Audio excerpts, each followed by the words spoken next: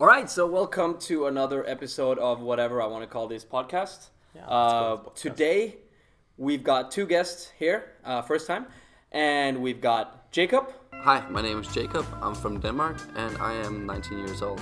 I've been freestyling for a bit over 4 years and right now, fuck, did you hear my voice there? As of right now, I'm number 3 in Denmark. Yeah, my favorite tricks are basically raps, V-style and Amat. And we got Mate. I'm Mate Hajagos from Hungary. I'm 22 years old and I'm a 6-time Hungarian champion. And my favorite trick is probably Alt Magellan because it helped me a lot with other lower tricks. So that's why I would say that. So that was a nice little introduction of who these people are, and we got some feedback from the last podcast about us being a little bit all over the place with the subject. So today we are gonna be straightforward to the cue with the subject. Let's ease into the subject a little bit. So we're gonna talk a little bit about style and how to perfect your style, how to be your own style in 2019, because obviously it's a little bit difficult to find a unique style. I've been freestyling for 13 years. I don't know about you guys. I've been freestyling for like 9 years or something. Yeah, no, about 4 years. Yeah. A bit over, yeah. But you still have a unique style. So do you. Yeah. But if you start freestyling now or getting better now, it is harder and harder to become unique in your style and more to have your own specific style, right? Mm-hmm. Yeah. Because back when I started, it was very easy to have a specific style because there wasn't many people to steal tricks from. 2006, I don't know, maybe 200-300 freestylers worldwide. Mm-hmm. There wasn't that many people to steal from, but now you can steal from whoever, you know. So that's what we're going to talk about today. How to have a unique style 2019. Yeah. You do have a unique style, Jacob. I do, yeah. Raps, V-style, a lot of no touches, but everything mixed in between. Like, how did you get into that type of style, and why did you get into it and stuck with it? Well, yeah, good questions. Obviously, I did not create raps. I did not create V-style or anything. I was really inspired by you and Simon Adley from Denmark because I was training with him a lot in the start, and he did V-style. He could do V-style. He did a lot of clippers back then, and so I tried to replicate those tricks. And later on, I discovered the rap, and I was just trying out different combinations with trying to do like a rap to a V-style, and then that has like becoming my thing now. Yeah, sort of. Yeah, everyone, like a lot of people know your style. A lot of people, it's very recognizable. Mm-hmm. Which has made, like, even though you didn't create many of the tricks that you do, you're still able to create your own style. Yeah. And I think that's the way you have to go with it. You can't really just start creating tricks and that becomes your style. You don't have to create all the tricks to have your own style. And you, Mata, you can do basically everything, like in freestyle. I mean, you got such a like a big palette of tricks that you can do. Yeah, so I think in the beginning, you have to like bite tricks from others. And I think as you go with freestyle, you choose people who you like look up to. And as in my case, I watched a lot of Shimo's videos. I watched a lot of you videos, and I tried to mix the trick of these freestylers, and I tried to put combos with these freestylers tricks. So I don't have like own tricks, but I try to mix tricks in my own way. So for example, I like to mix lowers with reps also, but I like to put stalls in it and then go up to uppers, then back to blocks or something. So I think it's so you don't necessarily have to create tricks to be unique, I think. Yeah. No, as long as you mix them all together in your own way or create a certain flow that is specific to you, that is obviously your own unique style that is created. But I mean, you guys have had a lot of years, of freestyle. But if you get started now, your chances of having a unique style get slimmer and slimmer. like, I mean, there's so many people who has found like one niche trick that they are like really focused on, and that becomes their trademark, even though they didn't create it. A lot of people think that I created Eclipse, which is complete bullshit. But it became kind of my style because I did it a lot. From what I know, it's Frankie's style or Vasek that brought Eclipse from footbag into freestyle. And Vasek taught me how to do Eclipse. He also taught me how to do Clipper. So I really respect him for that, and I look up to him for teaching me all these stuff and being able to actually like give me the inspiration to take his tricks, you know, and then creating my own style of it. Obviously, a lot of people see me doing clippers and say, yeah, that's PWG style.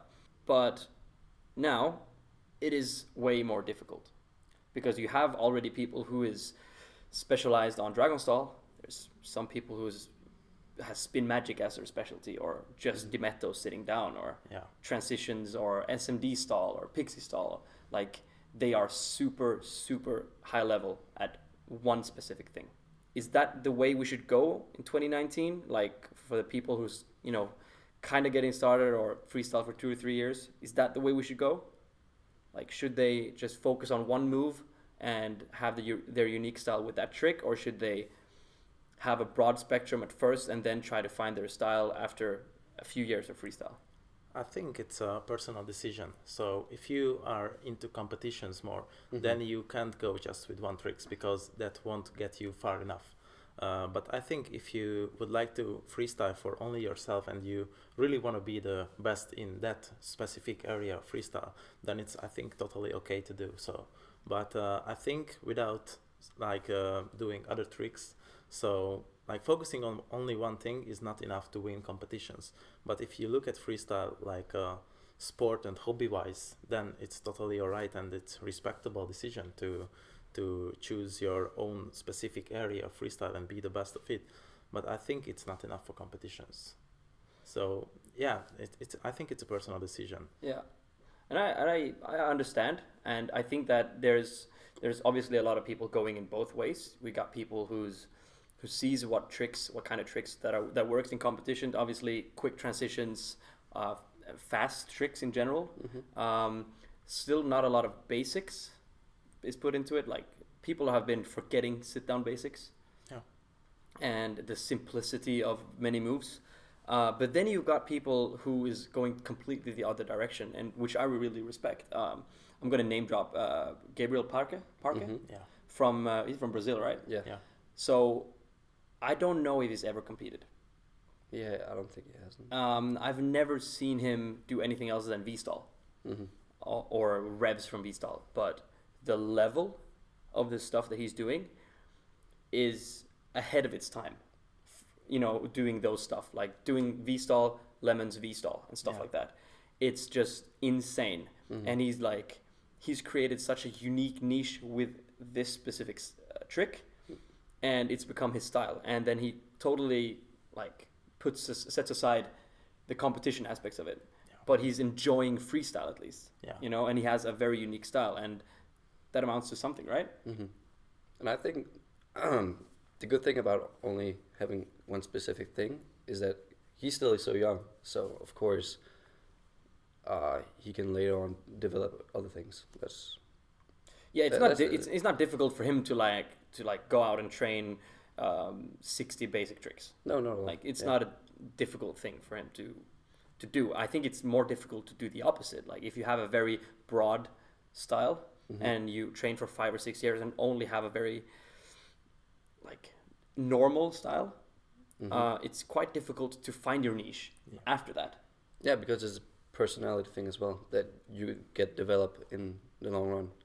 So if you try and do specific things in the beginning, you'll be known as that guy who does those specific things in the beginning. If you try on later on, it's going to be harder. And maybe if you have this kind of specific thing with V-stalls, and then let's say Gabriel starts doing lowers, and then he can mix it with his unique thing, then it can be another really unique thing and a really strong way of freestyling. So both for competitions and as you're developing your style. Yeah.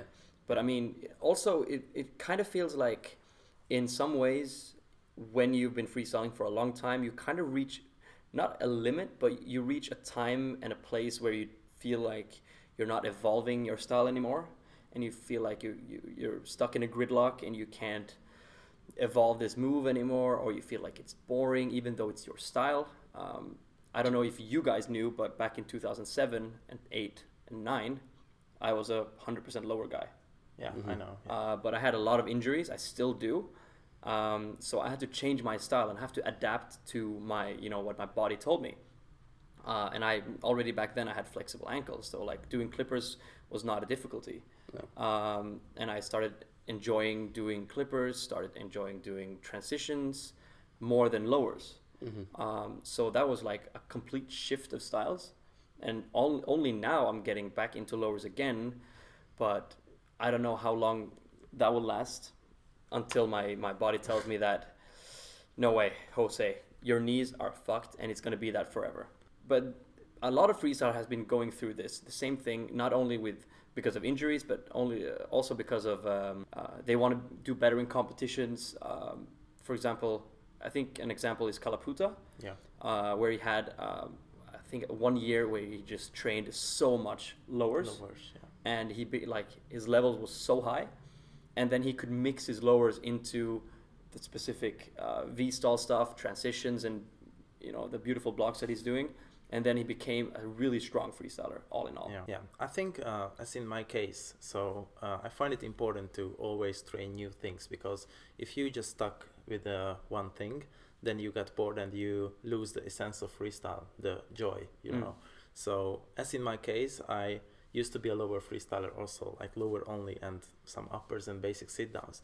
But then I realized that after a while it gets boring, because it takes a lot of time to improve in lowers after a certain level. Yeah. So if you did like 2-3 reps in a combo, then to get the third one, it's really hard.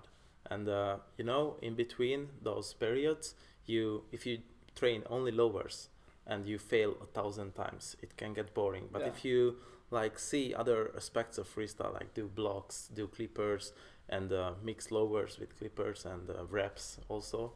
So I think it's fun to do, and you improve also in this. And while you are training this kind of freestyle with mixing things, then the time that passes through time when you can reach, let's say, 3 free reps in a combo, it looks quicker because you did other things also. Mm-hmm. So yeah, I think it's useful to not only stick to one thing. But what do you think about, like, sure, you can do all these different things, but let's say someone who really enjoys doing lowers, but they see that, for example, it's very discouraging for them to train only lowers when they get knocked out of competitions all the time because they only have lowers, and they all of a sudden they think, oh, I have to train sit downs or transitions and uppers in order to become better in competitions, and then they stop enjoying freestyle because they are not able to do enough lowers like as they want to. I've seen a few people on Instagram like losing the interest of training freestyle because if they just want to train lowers, they can't get that recognition worldwide, for example. One example I have is Oliver Folkerelli from Denmark. He trains lowers only, and he doesn't care about like competitions. Yeah. So of course you can be like a lower guy or only an upper guy or sit down guy and not care about the other things. Yeah, like because he can do sit downs, he can do uppers, but it's but that's where you separate like the freestyle from the competitions. Yeah, I think competitions are not for everyone. So if someone is just enjoy freestyling because of lowers, then he just do lowers and doesn't care. So like I think Ebu Bekir is this kind of guy who just likes breaking limits and he's doing it well. Yeah, and he's doing it well. Yeah. And he doesn't really care about competitions. So I had a discussion with him at Red Bulls Freestyle, and he said that for him it's like only for fun, and for him Red Bulls Freestyle was all about showing his moves on stage. So like landing, what's the name called? Like outside, inside with the stepping. Or no, it's like Aki move, but with a first. Yeah, I know what you mean. It's maybe Kyoku move. Yeah, I think maybe it's Chelku move. Chelku I'm actually not sure. If there is anyone who I knows, I don't know. let us know in the Yeah. comments down below, because I have no idea. Whatever Ebu Bakir did in Rebel Street Style, Yeah. right? And I noticed, because I was like, what is he doing on stage? He failed like 4 or 5 times, but then he landed it, and the crowd went crazy. But for him, it was like to prove to himself, I think, that he can do it on stage under pressure, and to prove to other people that, you know, hardcore lower has a place on the stage as well.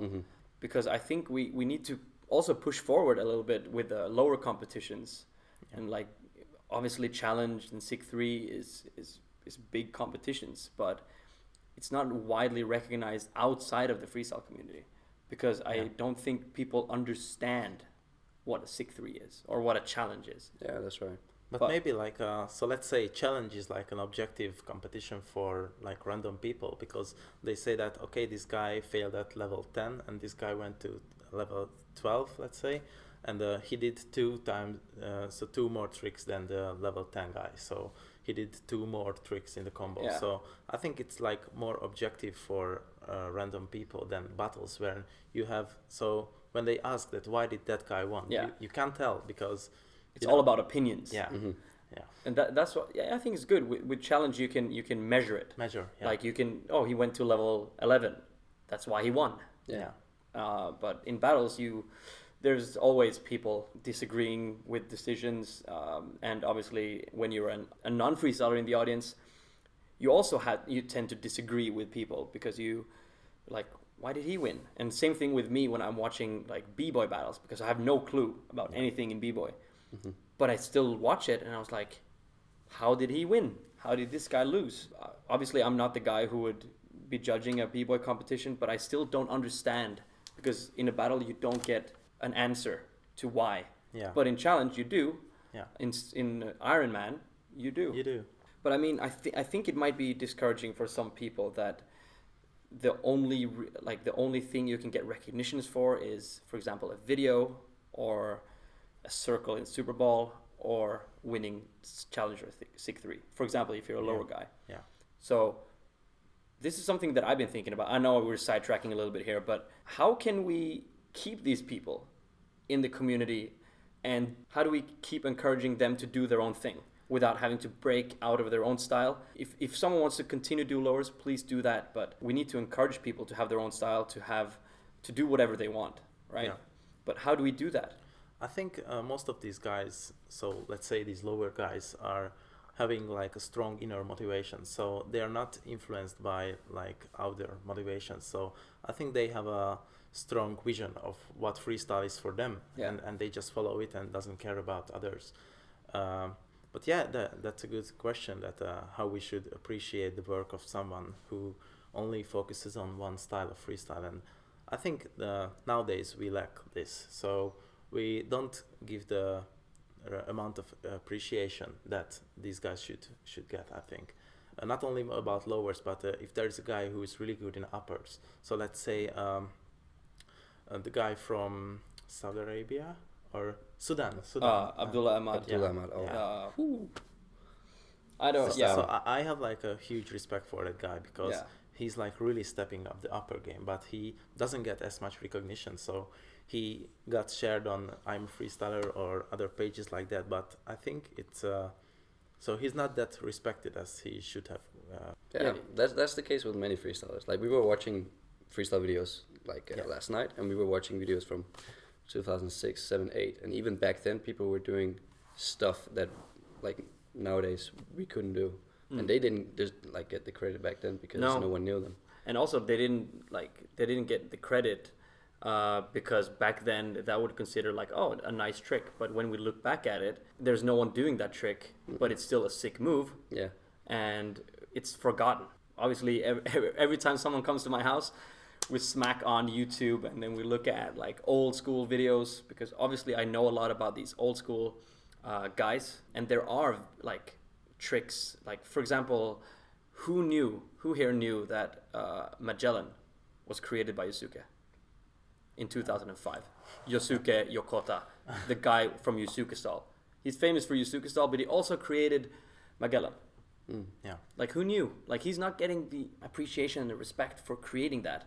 And also, I actually talked to him in Vietnam. Every time I meet him, I tell him that I respect him a lot and that I look up to him. Not because of what he's doing now. He's doing a lot of good stuff in the Japanese freestyle community now, but the amount of stuff that he's done in over like 14 years for the freestyle community, and that a lot of people don't really know about. And sure, he's been competing a few times. Like, he was in the final 2008. He lost in the final. It was a tight final. You can say whatever you want about the final, but he lost. But he still kept going, and he's still like a respectable freestyler in the Japanese community. But I don't think a lot of people outside of Japan knows what he's been doing for the community, like in globally. So yeah, sure, a little bit sidetracked, but no. But if you connect this to like our main subject, is that you can obviously not have new freestylers create moves that you could back then, because Yusuke making the Magellan, nice. Yeah. Of course you get the credit for that, but you cannot create something like that today, because everything has been made. Or not, I know there are still many moves to be done, but those are very specific moves that, you know, requires that you can do something from Yusuke. Yeah. Like a new trick from there, and you can like lower tricks that would be like a 4 rev or a new 3 reps or something like that. But there are no like new 2 reps or 1 rep tricks that you can do nowadays. Yeah. There's a way that you can do it, and it's obviously just linking tricks together in a way that has never been linked before. Yeah. And that is more like, now you're creating your own style. You're not creating a new move. Yeah. Like, obviously, a lot of people don't know that I've created a lot of like new tricks, but that was like 12 years ago, right? And that was when it all like started to grow a lot, and to be a part of that was very, it gave me a lot, but it also was quite easy for me to create new moves, because when you think about it, you just add 1 rev, or you add a crossover there, and then you have a completely new move. Obviously now what you have to think about is like, okay, so let's do the Lucas 4 rev and then add a crossover. It's easier said than done, you know. Obviously we're still waiting for a 4 rev with 1 leg, but I mean, you have to go greater length now than you had to do back then. Yeah, obviously. Yeah, that's what I meant. Yeah, before. but I think that's because we are in lowers. We are getting to the physical limits of the sport. So I think there will be no 5 rev ever, because it's physically impossible to do. So I think now we are like getting to the limits of freestyle in terms of tricks, but in terms of combination, it's limitless, because you can always add 1 more alt home image, or you can always add 1 more amat no touch. So, and that's why people are caring so much about competition nowadays, because there's so much more to do, like variations. Yeah, and you're also getting more recognition for less work, if you put it like that. Let's say if you want to become the second person to land a 4 rev, you have to put a lot of effort and time into landing the second 4 rev in the world. Yeah. But to win your national championship in whatever country, if it's not Norway, Japan, Mexico, or Russia, or Poland, then you have to put in less effort. And you're getting more recognition, because if you're national champion, you can, you know, start earning money, marketing yourself, and that's like a totally different side of freestyle. Yeah. And a different type of recognition, because you can get recognition from other freestylers. That's one thing, but you can also get recognition from people who doesn't know about freestyle and think that, you know, or have seen 1 or 2 freestylers. Yeah. You can get the respect from them, but these types of recognition is 2 completely different things, because you can get, if you land lemons around the world, you can have 100,000 9-year-olds saying that was dope. But if you do a 4 rev, people don't understand, like a lot of people who doesn't understand freestyle, they don't know the big step between a lemons to a 4 rev. So they don't appreciate that the same way that freestylers do. Yeah, but I think it's once again, as I said in the beginning of this podcast, that it's what is important for you. So if you want to be like, so you know, there are guys, we talked about this yesterday night, that there are guys who won their national championships in 2011, let's say, when there were like 10 freestylers in the country, and they are still selling themselves with that 1 title.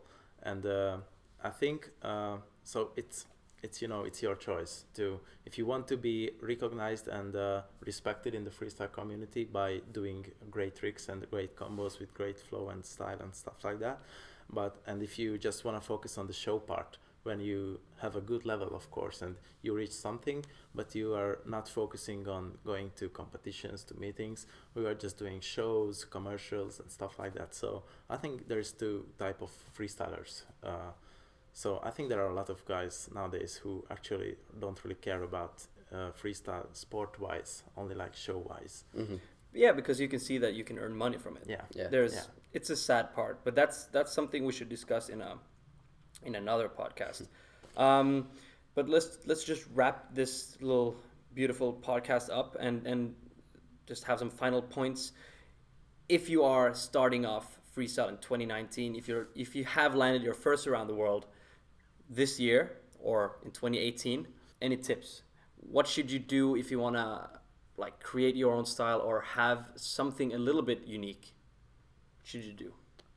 I think at first you should watch like as many videos as possible, and then like decide what aspect of freestyle you want to deal with. So if you like uppers, if you like sit downs, then choose the one you like the most, and try to like think over the moves. So if you see like a move from, let's say, Philip, and if you do it, like after you landed it, you just have to like create it. How could I put this thing into a flow or a new variation or new rolling on the leg or something? So I think it's important to just overthink the tricks, but I also think that it's not for everyone. So it's absolutely all right if you are like training for 2 or 3 years and you still don't have your own style. I think it comes with time. So after a certain level, you can, when you have the basics and the basic tricks you wanted to learn, then you can like thinking over and do your own style, I think. Do you think you should start by having a unique style, or do you think you should start with the basic fundamentals of freestyle? I think it changes the person by person. So I think there are two type of people. So there are the followers and there are the creators.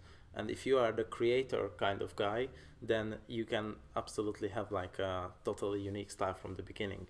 But if you are like a follower type, more like in a personal thing, then I think it's alright to like see moves from others and then try to create your own stuff after a certain amount of time. So you mean like copy in the beginning and then innovate on that person's style or those people that you take inspiration from? Yeah. That's I think it's all right, because can't everyone be a creator, I think. No.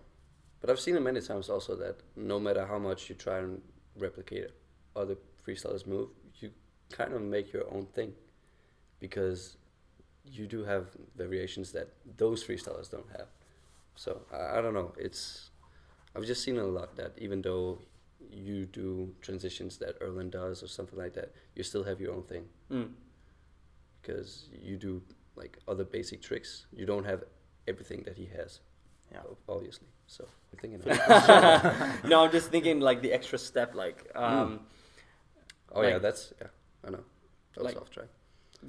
You can do so much with freestyle, and the one thing that I do, that I've always looked to other people for inspiration, to be able to just add up to, some kind of feeling that my freestyle provides. Like I want to, like for me, freestyle in general, like not only as a sport or a performance art, but as a community, has a lot to do with respect. Mm-hmm. And the people that I respect the most is the people that has been going on for a long time, or maybe the guys who are forgotten about.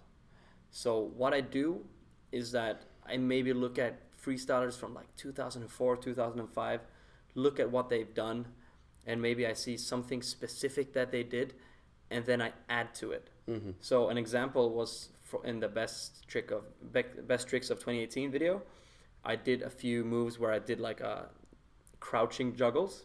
Mm-hmm. A lot of people are, oh, I've never seen that before. And I did it like, I've done it for a few years now, but I haven't showed it to anyone until Super Bowl 2018. Mm-hmm. And a lot of people now think that it's my trick, but it's not. it's created by Mr. Wu in the 90s. Mr. Wu, like a lot of you guys weren't even born when he created this move, when he was crouching and juggling. I call it Russian juggles or Cossack juggles.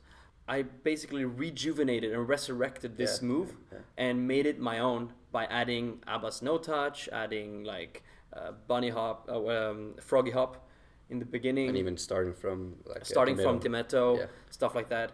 And it's not that difficult to create your own unique style. Just look at someone and say, how can I do this trick into my way? Yeah. Just don't like.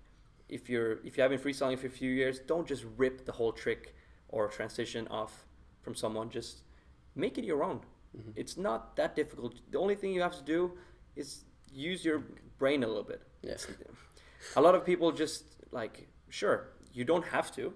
If you're a lower freestyler and you're just feeling like you want to push your limits, I feel like that is good sometimes, that when you're training lowers, you can just turn off your brain and just do lowers. Yeah. Just push alt Mitch no touch. You know, but when it comes to the creativeness and having your own unique style, you need to think, and you can't just steal from others and then claim it as your own. So now what I'm doing is that I'm acknowledging the fact that I stole this trick, literally bited the trick from Mr. Wu. He knows about it because when I trained with him in 2013, I was like, yo, I'm going to try this move. Yeah. So in 2013, I did this trick. But I didn't show it to anyone until last year. Mm-hmm. But he has been doing it for 20 years. But I'm telling you guys that Mr. Wu is the creator of the move. I just stole it and made it my own. I created a unique style around it, and I think a lot of people should do that too, to give recognition to the creator of whatever move they're doing. So I think that was like a nice little chat. What do you think? Yeah, it was nice. We like touched some other subjects also from the original one, but I think it's nice to have conversations like that with because every people from every country has different view on freestyle. Yeah. And I think it's nice to. So I'm Hungarian, you're Danish, you are Philippines and Swedish. And everything. And everything. So I think in every freestyle, so every country has like a freestyle culture, and when we meet to share the views on it, I think that can be a valuable production for the viewers. Definitely. So yeah. It's good. It's a good chat, and hope you guys enjoyed it as well. If you did, leave one of those thumbs up and subscribe to the channel if you want to see vlogs and 3 trick trials and more podcasts. Let me know what you want me to talk about in the next one and who you want on the podcast. Go follow both Jakob and Mate on YouTube and Instagram. I will leave the link to that in the description. Also, link to Gabriel Parke, to Ebu Bakir, and Mr. Wu in the description. And that's it for now, I guess. So see you guys next time. See you.